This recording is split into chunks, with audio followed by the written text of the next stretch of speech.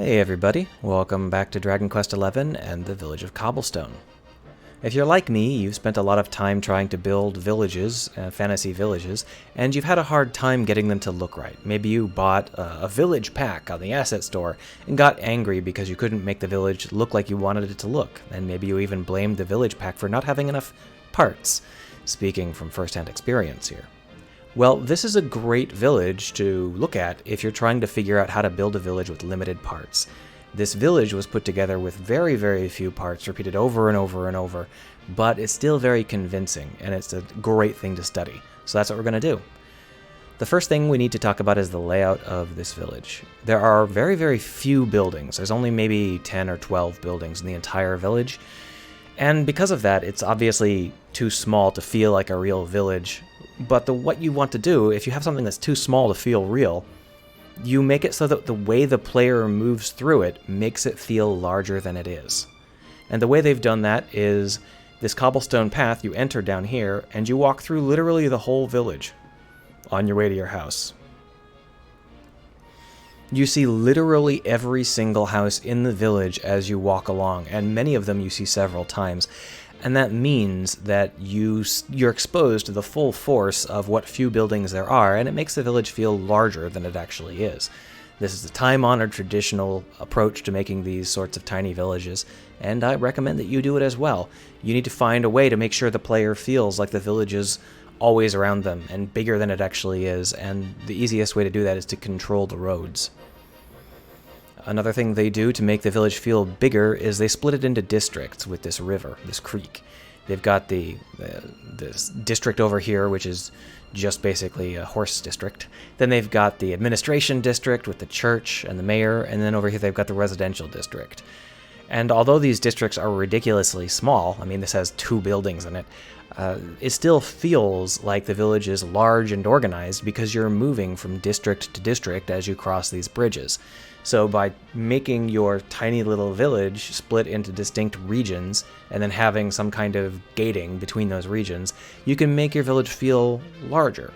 Now your gate doesn't have to be a waterway, it can be whatever you'd like, trees or fences or even just a cliff, but it's a really good idea to try and have logical divisions that the player crosses through, and that will make it feel larger. Waterways are a great way to do this in a medieval village especially, because nearly every medieval village was on a waterway. It's just the way you had to live back then. The third important thing to talk about here is verticality. Now this is cartoonishly exaggerated, but it's true at its base level. Medieval villages were very vertical. Each house had to be built on a rise to prevent the floods, and the villages were often built on hills, so you would shore up to get a flat surface, and then you'd build a wall to keep your shored up region from falling over. Now this is hilariously overdone, but it's a cartoonish environment, so it works just fine. Verticality also offers you a lot of opportunities to make your village feel larger than it is because you're going uphill or downhill, and that really does make things feel bigger. You can also use that verticality to hide and show things very freely, which we'll get into in a bit here. But basically, those are the 3 components that I recommend that you focus on when you're trying to lay out your village. Your village is going to be very small, so you want to make sure to expose the player to as much of it as possible. You want to make sure to break it into chunks so the player feels like the village has more depth and size than it has, and you want to use verticality to change what the player can see and make it feel like it's larger than it is. But let's get into the nuts and bolts of putting stuff together. Wah! Here's where you first enter the village, and this is a really, really well-designed entryway for the village, and the reason for that is pretty simple. This house here and this house here are virtually identical. They are both the same rectangular prefab with the exact same roof on it.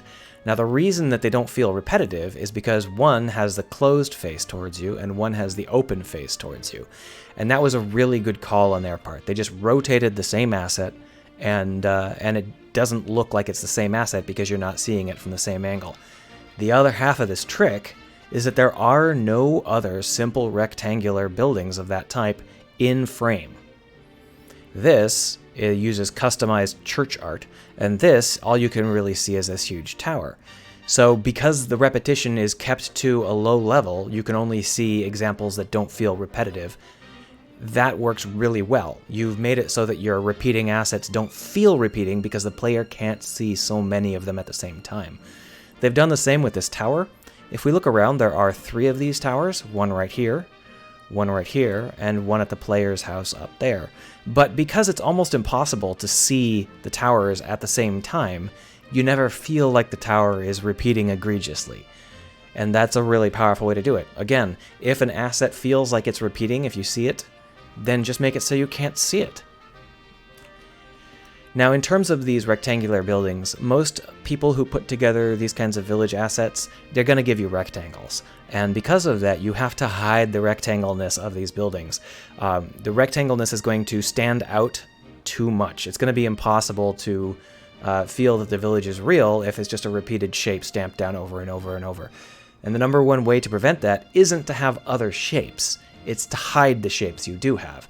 For example, this building here is a rectangle, but it has this wonderful tarp cutting across this edge here, and it's got this tree and this palette softening the edge there. So the rectangleness doesn't stand out. It doesn't feel like it was just a rectangle dropped from the sky onto a patch of land. Instead, it feels like there is a building there. Maybe it's a rectangle building, but that's not important. Similarly, this over here doesn't have any of the decorations to break up the pattern, but it does have the fact that it's on a rise, and as you approach it, the tree and the fence, the cliff here, will obscure the edges a little bit. So rather than obscuring the edges of this house with things that properly break them, they've just decided to use the angle that you're likely to see the house from and create objects that happen to be between you and the house. And that's a really great way to do it as well. Now this tower, when I say that this tower is used repeatedly, I mean literally this exact asset. I don't believe there are even any variants of this asset, but you can't go in this one. You can go in the other two, but you can't go in this one. Now the reason for that is quite simple. When they built this stables, they actually just slapped the tower down literally through the stable. Here you can see it quite clearly. These two buildings just flat out overlap. If you went into the tower, you would see the roof of the stables cutting into the tower. And that would be a little hard to hide, so they just made it so you couldn't go inside. And that's another really cool little trick you can do. If you put pieces together and it looks good from the outside but not from the inside, then just make it so there is no inside.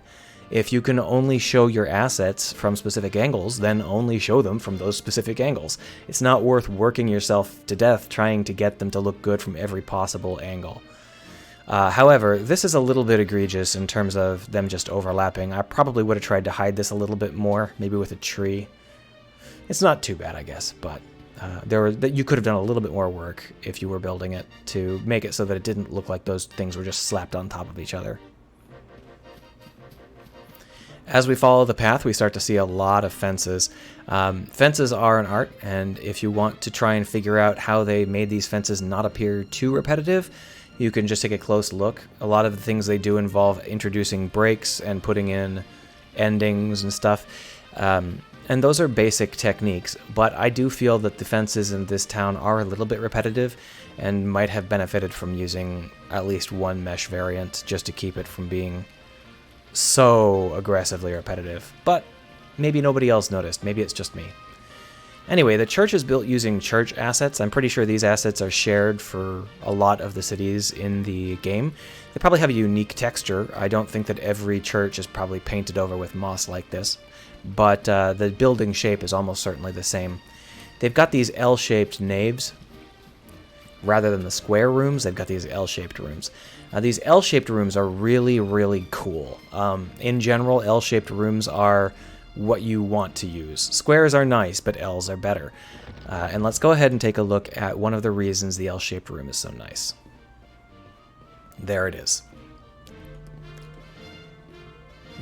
That's why L-shaped rooms are nice. Now, it might seem a little silly to say that, but in a town where everything is a flat rectangle, having a cut-in like this breaks up the pattern immensely, and it feels really, really natural and nice. Even if you are just using a square rectangular area, maybe put a cut in just to make it, internally buff up that area, put in extra walls just to make it so there's a little bit less space, because not having a perfect square is really nice.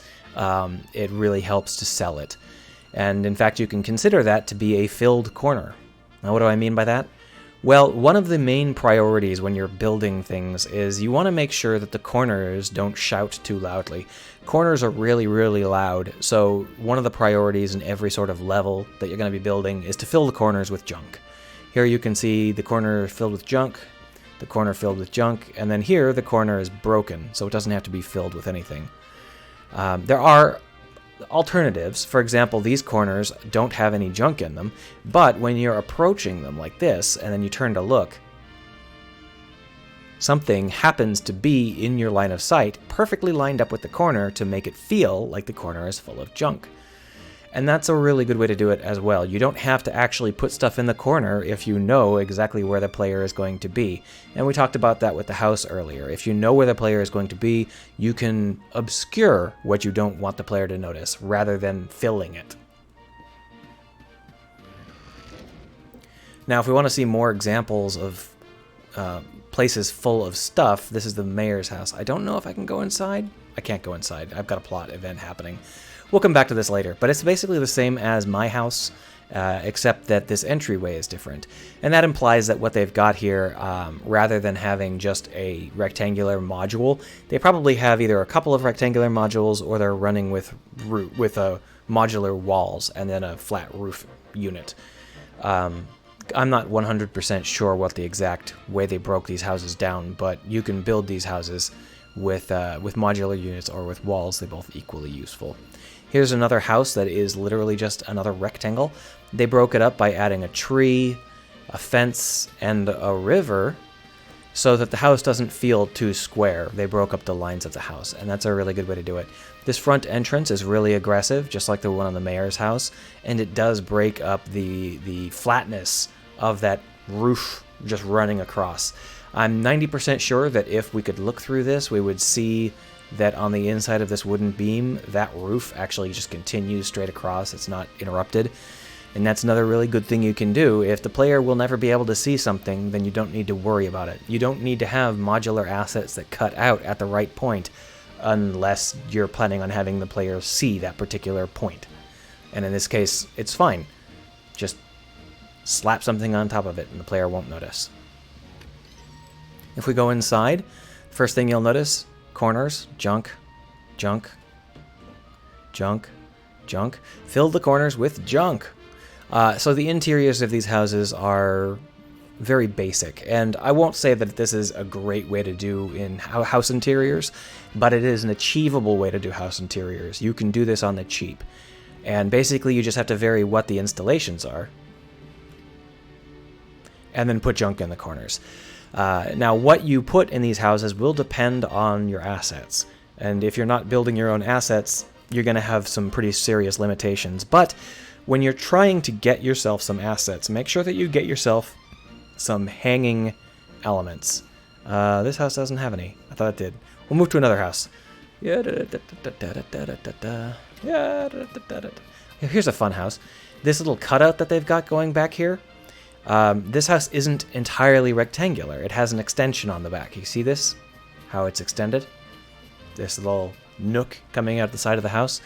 Notice that this nook is literally just this exact wall segment that I'm staring at here, but moved down into the ground. If we could see through the dirt, you would see down there might be like even a window or something, because they're just reusing the same wall assets. And that is fine. If the player can't see it, the player isn't going to complain about it. So drop things into the ground, the player won't be able to see them. If we go inside this house, it's got a nice layout because that cutout region breaks up the squareness. See? But let's look for hanging things. Hanging things. So hanging things in a medieval setting, it's extremely powerful. It's a really great way to break up the lines of whatever you're looking at. Potatoes are a strange choice. I don't know anybody who hangs potatoes, but basically anything can be hung up on a rope. And medieval villages, this is something that they did a lot, so feel free to do it yourself. Put lots of hanging stuff in your houses.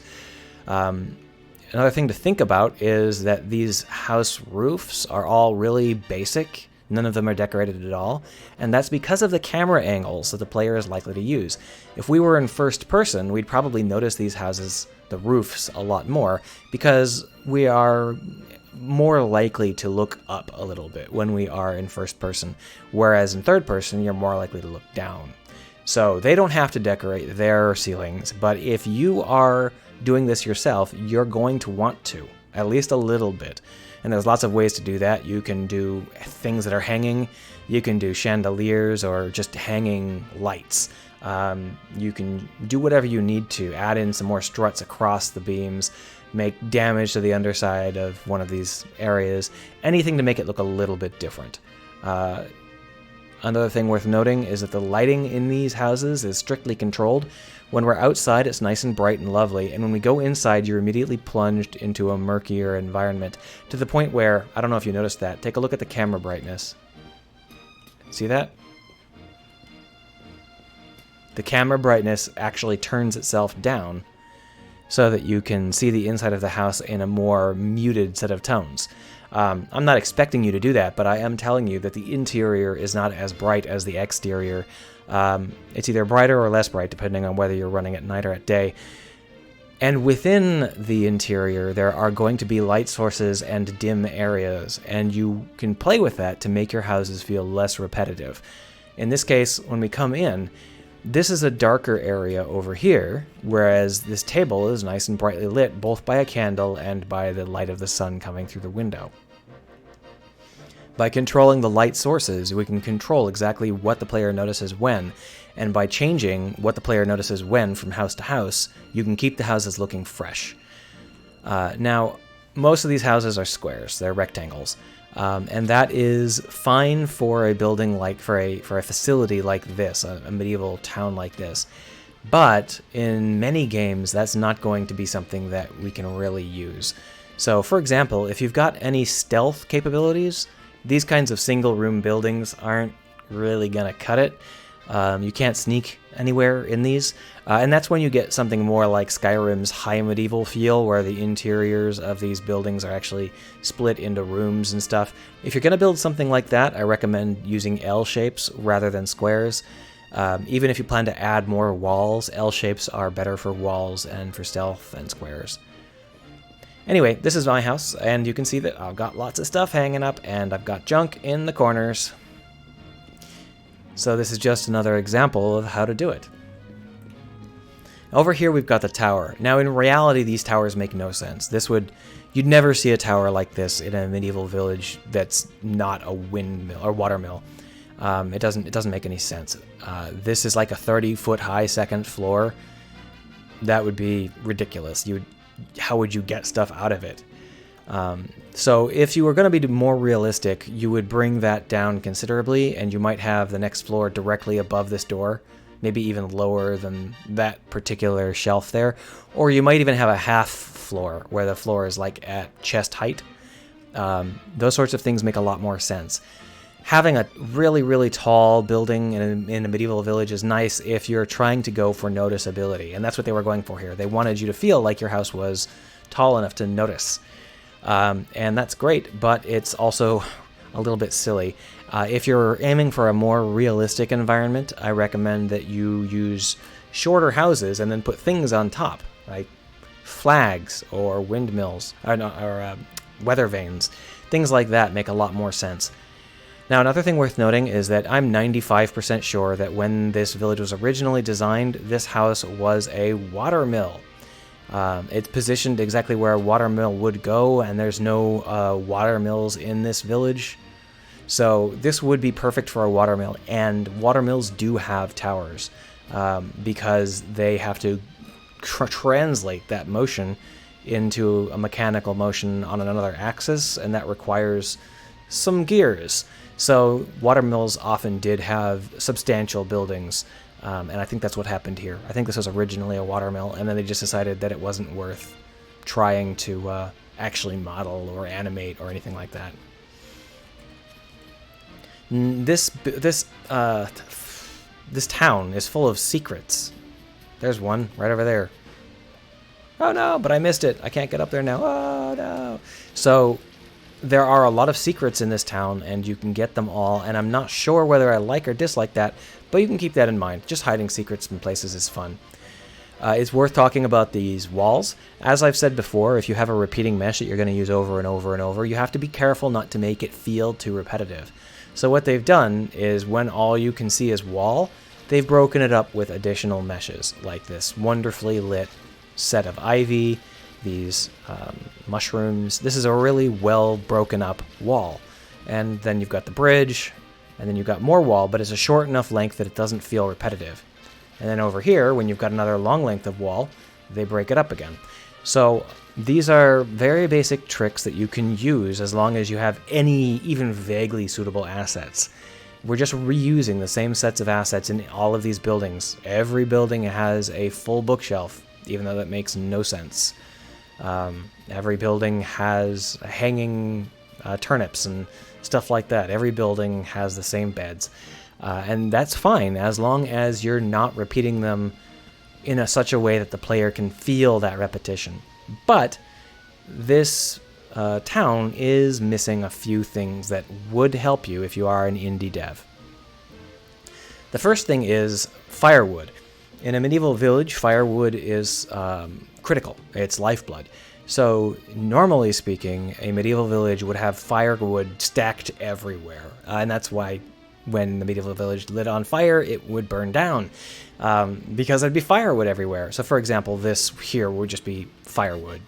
And that's a really great tool for breaking up the edge of your building. You can just stack firewood against the wall. Firewood comes in many shapes and sizes, and it's really easy to make. So if you have any intention to build assets, building firewood is a really great way or a great place to start. You just stack a bunch of wood stuff in a stack, and any kind of configuration works. It's all good. There is some firewood, but it's hilariously too little. Now, I'm not saying that you have to include firewood. A lot of these places don't bother. It's not like firewood is something the player will notice is missing. It's just an easy tool that you can use instead of boxes. Boxes make a lot less sense. Stacks of bags of grain, that makes a lot of sense, especially if this was going to be a water mill. But firewood is another option, and I recommend that you look into it. Now, fun things about this setup is they've got a lot of these buildings that you can go up on top of, which gives them a lot of opportunities to stack fun things against their buildings. Moreover, not every building is a house. There's like random hay storage areas. Here's our storage, which I'm sure would be for grain if this was in its original purpose. And like there's a horse stable over there. So you don't have to make every single it's over there, sorry. You don't have to make every single building a house.